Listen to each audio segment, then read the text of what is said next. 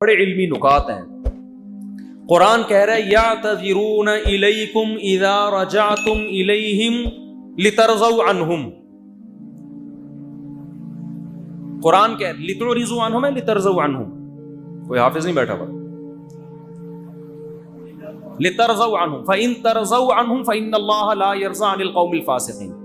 اے نبی جب آپ غزوہ تبوک سے واپس پہنچیں گے تو یہ جھوٹی قسمیں اٹھائیں گے تاکہ آپ ان سے راضی ہو جائیں, خوش ہو جائیں. اگر آپ خوش ہو بھی گئے اللہ پھر بھی خوش بولو نہیں ہوگا. دیکھو یہاں نبی کو خوش کرنے کا ثواب کیوں نہیں مل رہا؟ کیونکہ یہاں نبی کو خوش کرنے سے مقصد اللہ کو خوش کرنا نہیں ہے. تو قرآن کہہ رہے ایسی خوشی کا میں ایسی خوشی پہ خوش نہیں. اور کعب ابن مالک, مرارہ ابن ربی اور ہلال ابن امیہ, ان تین صحابی نے سچ بول کے نبی کو ناراض کر دیا. منافقین نے جھوٹ بولا نا کہ یہ عذر تھا ہم تبوک میں اس لیے نہیں آ سکے, یہ مسائل تھے. نبی عالم الغیب نہیں, آپ نے کہا چلو بھائی ایسے ہی ہوگا, آپ خوش ہو گئے, ٹھیک ہے بھائی جاؤ, کوئی سزا نہیں, کچھ بھی نہیں. اللہ نے کہا آپ خوش ہیں, اللہ نہیں خوش ان سے. دوسری طرف منافقین جو مخلص صحابہ تھے تین, کعب ابن مالک, مرارہ ابن ربی, ہلال ابن امیہ, یہ تین صحابی نے سچ بولا. یا رسول اللہ کوئی عذر نہیں تھا, بس ہم سستی کی وجہ سے پیچھے رہے, کوئی عذر نہیں تھا. جانا چاہیے تھا, ہم پہ فرض تھا, لیکن باغ پک چکے تھے, سب کچھ تیار تھا, پھر بھی نہیں گئے, کوئی عذر نہیں ہے. سچ بولا نا, نبی غضبناک ہو گئے. نبی کیا ہو گئے؟ اس لیے نہیں کہ سچ بولا ہے, اس لیے کہ جب کوئی عذر نہیں تھا تو پیچھے رہنے کا کوئی جواز بنتا نہیں. آپ نے فرمایا قم, جاؤ یہاں سے, حتی یقضی اللہ فیکم, اللہ فیصلہ کرے گا تمہارے بارے میں. 40-50 دن بائیکاٹ ہوا, یہاں تک کہ صحابی کہتے ہیں نبی نے سلام تک کا جواب نہیں دیتے تھے. کیا گزری صحابہ پر, مگر قرآن کہہ رہے ہیں میں کیا تھا ان سے, بولو راضی تھا, کیونکہ مجھے خوش کرنے کے لیے انہوں نے سچ بولا.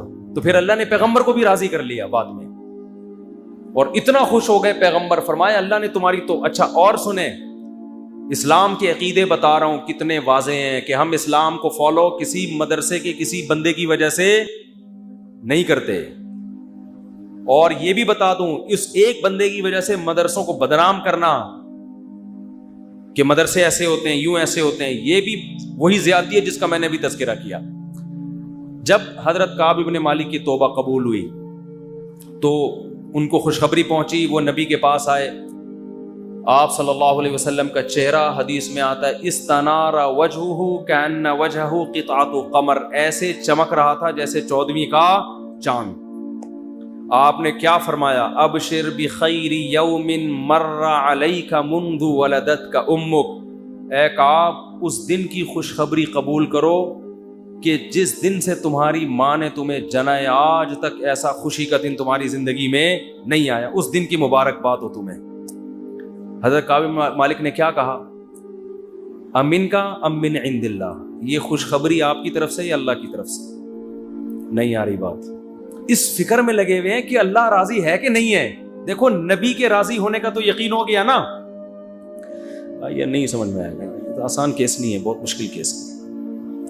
ارے جب نبی کا چہرہ 14ویں رات کی طرح چمکتا ہوا دیکھ لیا, نبی مبارکباد بھی دے رہے ہیں کہ خوشخبری ہو اور سب معاف, بس اب میں راضی, اب میں خوش, تو کعب ابن مالک کو فکر کیا لگی ہوئی ہے, نہ یا رسول اللہ ذرا کلیئر کریں بات, صاف بتائیں یہ خوشخبری اللہ کی طرف سے ہے یا یعنی اللہ بھی راضی ہوا ہے کہ نہیں ہوا؟ فرمایا لا بل من عند اللہ, نہ میری طرف سے نہیں, کس کی طرف سے؟ اللہ. میں بھی اس لیے خوش ہوں کہ اللہ خوش ہے, اللہ نے معاف کر دیا ہے, اس لیے میں بھی خوش ہوں. پھر کعب ابن مالک خوش ہوئے ہیں. تو بھائی اسلام میں اصل کون ہے؟ اللہ. تبھی علماء کہتے ہیں کسی سے تنہائیوں میں گناہ ہوا ہو بالفرض, اللہ نہ کرے, اور اس نے توبہ کر لی, پھر لوگوں کو پتہ چل گیا, لوگ تانے دے رہے بے تو ویسا تھا, ان تانوں کی پرواہ بولو مطلب بولے نہ تمہارا جرم کیا اور نہ ہمیں تم سے معافی مانگنے کی ضرورت, جس سے کیا ہے وہ جانتا ہے. لوگوں کو لفٹ کرایا کرو زیادہ, کیونکہ لوگ اس چیز کو مسلط کر لیتے ہیں.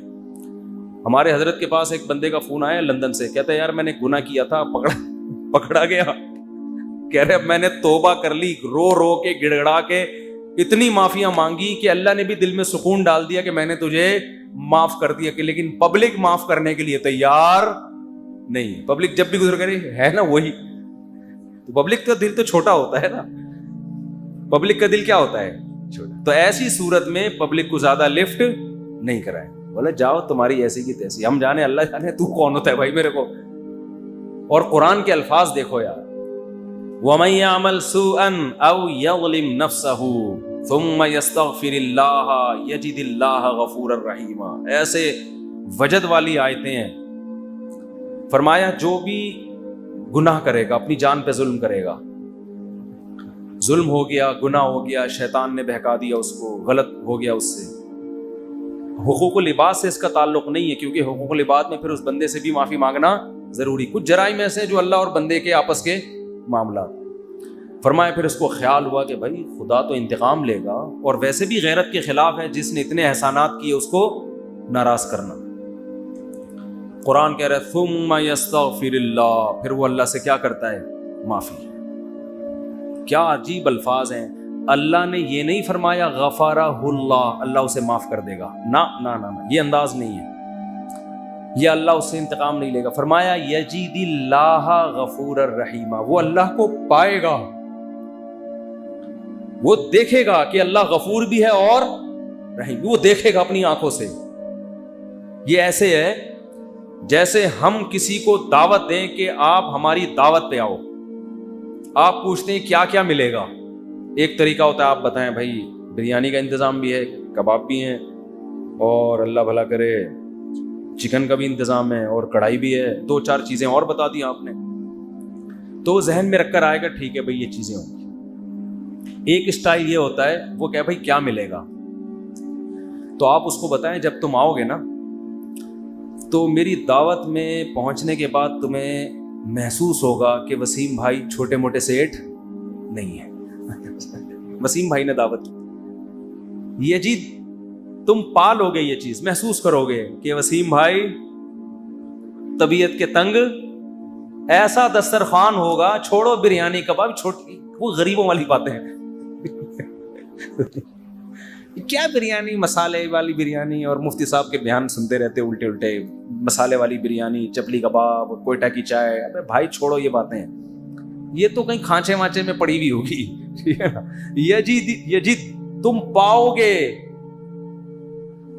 مجھے محسوس کرو گے کہ یہ چھوٹا موٹا سیٹ نہیں ہے. دسترخوان دیکھ کے اندازہ ہو جائے گا بھائی کوئی بہت بڑا آدمی ہے. قرآن کیا کہتا ہے, جو گناہ کرے گا اور توبہ کرے گا یجید اللہ غفور الرحیم. اللہ یہ نہیں فرما رہے کہ اس کو معاف کروں گا, اللہ فرماتے ہیں جیسے کوئی بندہ دعوت پر آئے تو آپ کہو بھائی تم پاؤ گے کہ میں چھوٹا موٹا سیٹ نہیں ہوں. ہاں میں اس پہ واقعہ سنا رہا تھا کہ حضرت مولانا طارق جمیل صاحب ایک دفعہ کویت کے شہزادوں نے ان کی دعوت کی, تو اب وہ کیا تصور دماغ میں لے کے گئے ہوں گے. فرماتے ہیں میں حیران ہو گیا, اونٹ کے بچے صحیح پورے روسٹ, نہیں آئی سمجھ میں. آپ کو پتہ ہے اونٹ کے بچہ کسے کہتے ہیں؟ اونٹنی کے جو بچے ہوتے ہیں نا وہ ذبح کر کے کھال اتار کے کنووں میں پورے روسٹ چاول بھر کے دسترخوان پہ رکھے. بکرے روسٹ تو سنے ہوں گے, اونٹ روسٹ نہیں سنے ہوں گے. اب جو شہزادے ہیں ان کے لیے یہ کوئی اتنی بڑی چیز نہیں ہے, ان کی یہ بریانی ہے, ٹھیک ہے نا, ان کی بھی کیا ہے. اب ان سے اگر مولانا طارق جمیل صاحب پوچھیں شہزادوں سے جی آپ کی دعوت ہے کیا کیا ملے گا, تو ان کو غصہ آئے گا نا, نہیں آ رہی سمجھ میں یار. او بھائی ان کو غصہ آئے گا نا کہ یار ہم کویت کے شہزادے ہیں, ہماری کرنسی دیکھو, اور ہم یہاں کا تو غریب آدمی اتنا پرتکلف کھانا کھاتا ہے, اور تم شہزادوں سے پوچھ رہے ہو کھانے میں آپ کو غم ہو رہا ہے کہ پتہ نہیں بریانی ملے گی کہ نہیں ملے گی, پتہ نہیں روٹی ہوگی کہ نہیں ہوگی. تو اگر وہ ان سے پوچھتے تو وہ جواب میں یہ تھوڑی کہتے کہ یہ بھی ہے یہ بھی ہے, وہ کہتے بھائی آ جاؤ پتہ چلے گا شہزادوں نے دعوت کی ہے. آ جاؤ گے تو پتہ کیا چلے گا, پتہ چل جائے گا کہ شہزادہ بھی کوئی نائجیریا کا نہیں ہے, کہاں کا, کویت کا عرب شہزادہ ہے, اس کی دعوت ہے, آپ آئیں. اور ان کو پتہ چل گیا, انہوں نے بیان میں بھی بتا دیا. تو اللہ کا انداز یہی ہے, فرمایا تم سے کتنا بڑا جرم ہو جائے, کتنا بڑا جرم, یہاں تک کہ نبی نے فرمایا کہ اللہ فرماتے ہیں یا عبادی لو بلغت ذنوبک عنان السماء, تم نے گناہ کرتے کرتے کرتے کرتے زمین آسمان کے خلا کو بھر دیا، اتنے گناہ ہو گئے. ثم استغفرونی، پھر ایک دن تمہیں خیال آیا یار یہ غلط ہوا ہے، یہ نہیں ہونا چاہیے تھا. رب کو منانا چاہیے، بالآخر اس کا انجام برا ہے، گناہ کی سزا ملتی ہے.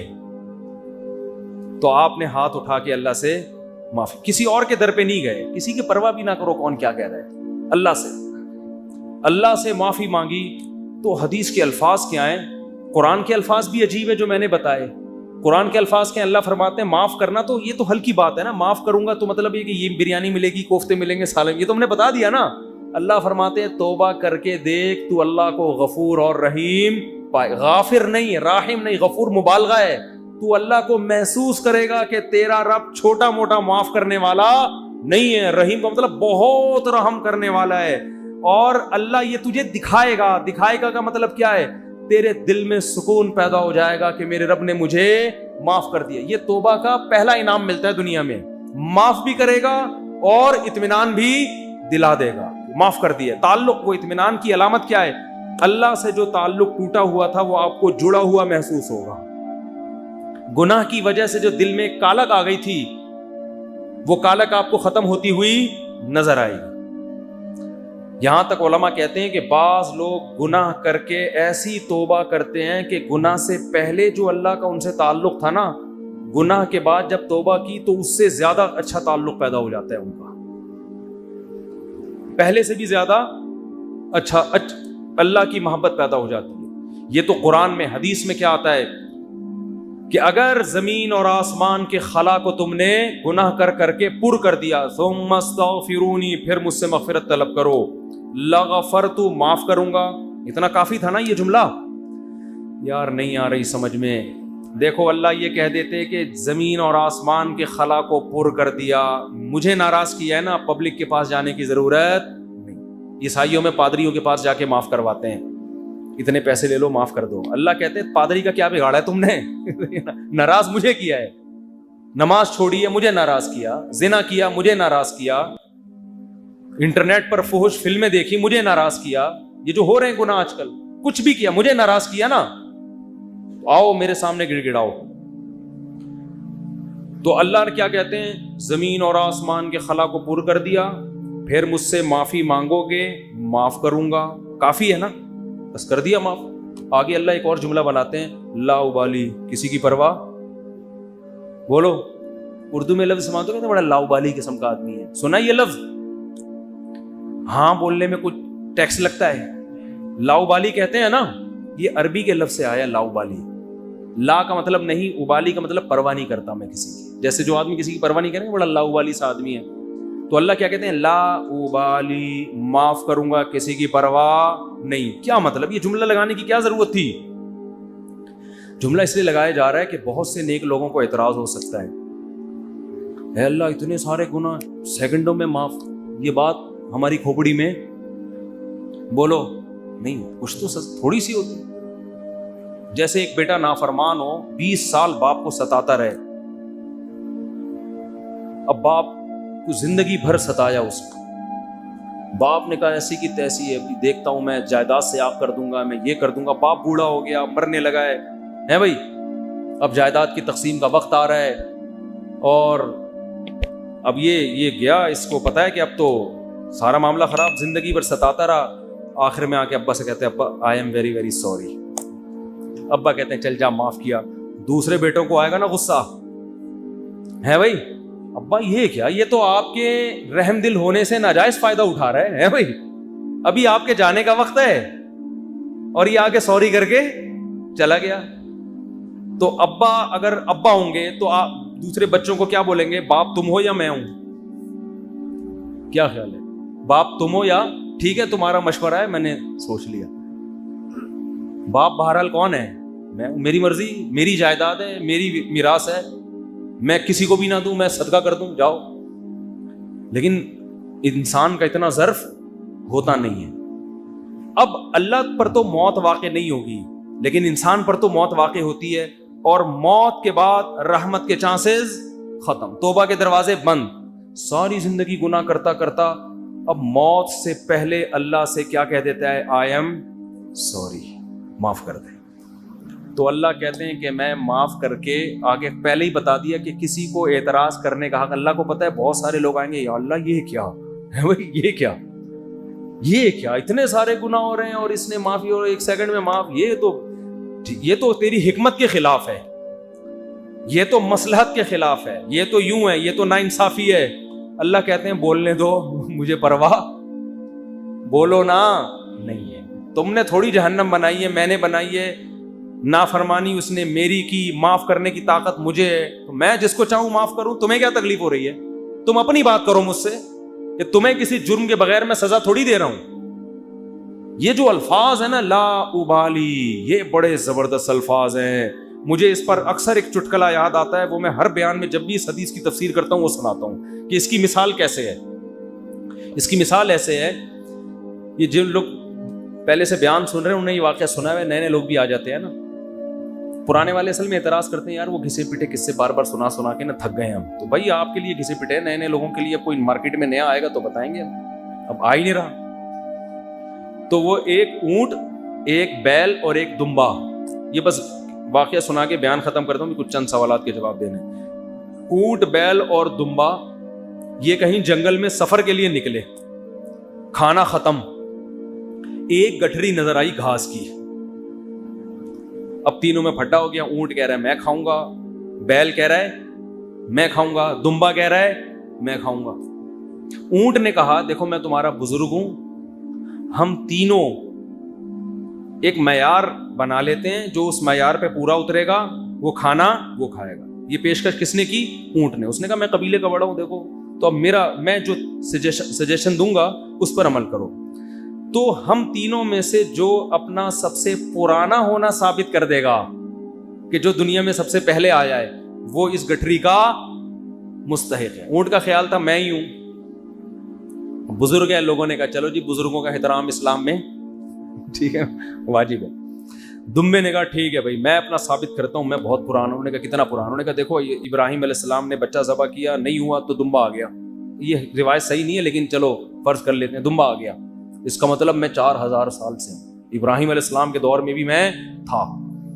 اونٹ چکرا گیا, اس نے بولا یہ تو پہلی گیند پہ ہی آؤٹ ہو رہا ہوں میں. تو بیل نے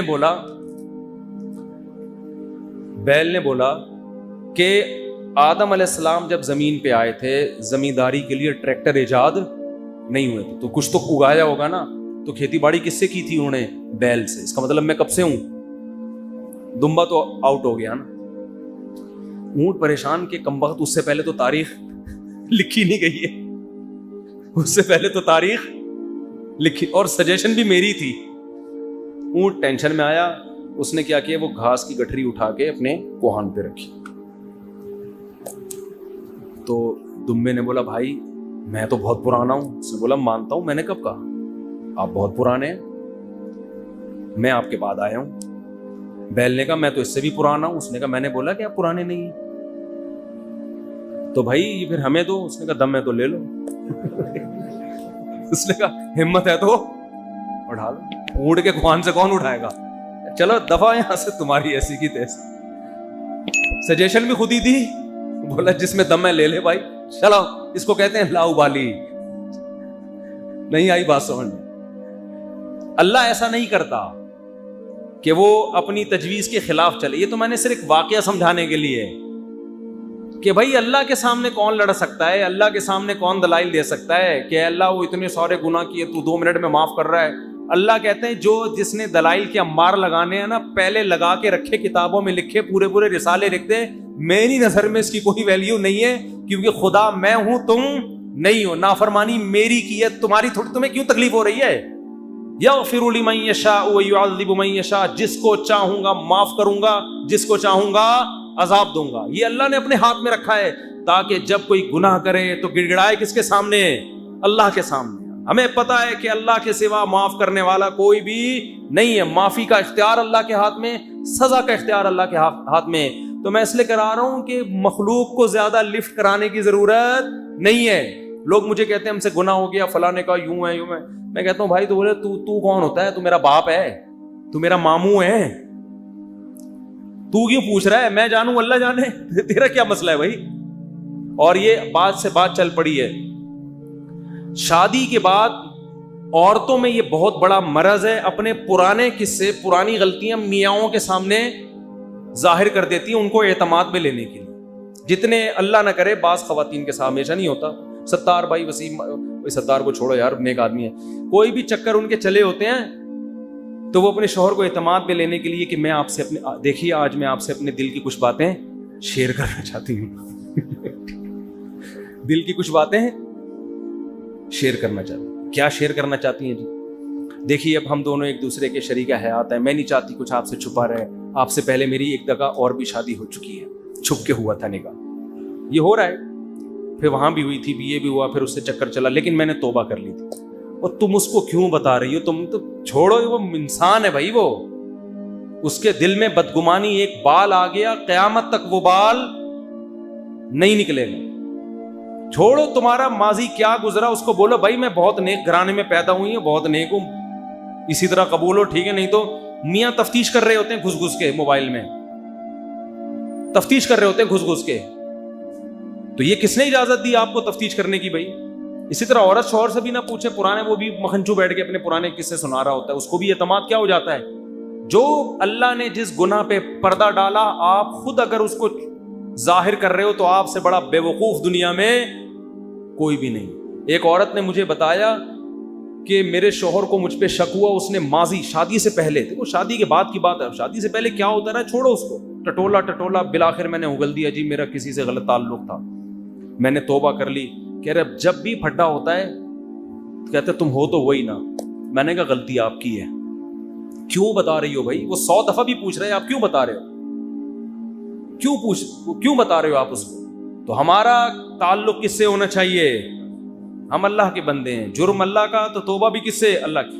اور ایک اور بات سے بات نکلتی ہے، بعض خواتین کے ساتھ کوئی ایسا واقعہ ہو چکا ہوتا ہے کہ وہ کنواری نہیں رہتی، بعض دفعہ کوئی مسئلہ ہوتا ہے ان کے ساتھ، یا بعض دفعہ کوئی برائی ہو چکی ہوتی ہے جس سے وہ توبہ کر چکی ہوتی ہیں، وہ شادی کرتے ہوئے ڈر رہی ہوتی ہیں، تو ڈر رہی ہوتی ہیں کہ شوہر کو پتہ چلے گا، وہ کہے گا یہ تو کنواری نہیں ہے. تو وہ جب میں فون اٹھاتا تھا نا اس طرح کے مشورے بھی کہ ہم کیا شوہر کو بتا دیں، تو یہ حماقت نہیں کرنا بھائی. یہ تو کسی بھی طرح سے زائل ہو سکتا ہے، کسی بیماری سے بھی ہو سکتا ہے پردہ زائل، اور بھی 10 بعضوں کے پیدائشی نہیں ہوتا. تو ایسے موقع پہ جھوٹ بولنا بھی جائز ہے. نہیں آ رہی بات؟ عورت کے لیے جائز ہے کہ وہ شوہر سے بولو نا، جھوٹ بول دے، وہ یہ نہ بتائے کہ میں نے بدکاری کی ہے پھر توبہ کر لی ہے، یہ اتنی تفصیل میں جانے کی ضرورت نہیں ہے. وہ بول دے بھائی یہ پیدائشی نہیں ہے، یہ جھوٹ ہے.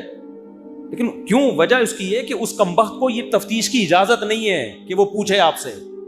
جو ماضی کے قصے ہیں وہ کیا ہیں؟ وہ ختم، وہ پرانے ہیں. تو جو ٹوہ میں لگتا ہے نا، ٹوہ میں گھستا ہے ایک دوسرے کی ٹوہ میں، اللہ اس کو کیا کرتے ہیں؟ رسوا کرتے ہیں. تو گناہ ہو جائے کس سے تعلق؟ اللہ سے. ہم عیسائی تھوڑی ہیں کہ پادریوں سے جا کے یا پنڈتوں سے جا کے اپنے گناہ شیئر کر رہے ہوں. مجھے بھی لوگ آ کے بتاتے ہیں، میں کہتا ہوں یار مجھے نہیں بتاؤ کیا ہوا ہے، میں بھی انسان ہوں. ہاں ایک صورت میں آپ بتائیں، جیسے کوئی مریض ڈاکٹر کو اپنی بیماری بتا رہا ہوتا ہے علاج کے لیے، تو کسی بزرگ سے، کسی عالم سے آپ کا تعلق ہے، آپ سمجھتے ہیں کہ اس سے میں مشورہ لے سکتا ہوں، اور مشورہ اس وقت تک نہیں لے سکتا جب تک میں اس کو اپنا پورا مرض بتاؤں نہیں کہ میرے اندر کیا گناہ ہے جو میں چھوڑنا چاہتا ہوں مگر مجھ سے چھوٹتا نہیں. ایسی صورت میں پھر مجبوری ہے بتانے کی تاکہ وہ اس کا کوئی علاج بتائے. تو اس کا خیال کرنا چاہیے. یہ اللہ کا دین کتنا زبردست ہے، اللہ نے ہمیں بتا دیا گناہ سے بچنا کیسے، ہو جائے تو کرنا کیا ہے. تو ہمارا رب ہے غفور الرحیم، جب توبہ کرو گے اللہ کہتے ہیں میں بتا دوں گا کہ میں، لوگ معاف نہیں کرتے مگر میں معاف